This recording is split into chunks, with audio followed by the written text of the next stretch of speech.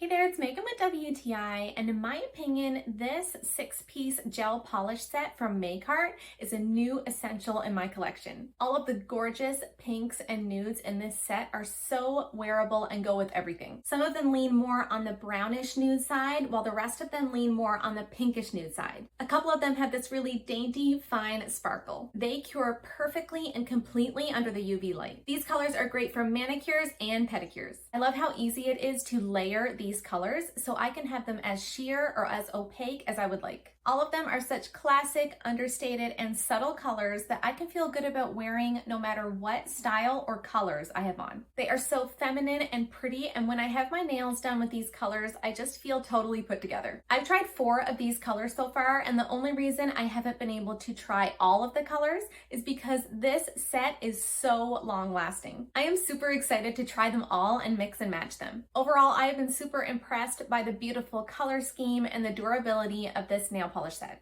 And that's my point of view.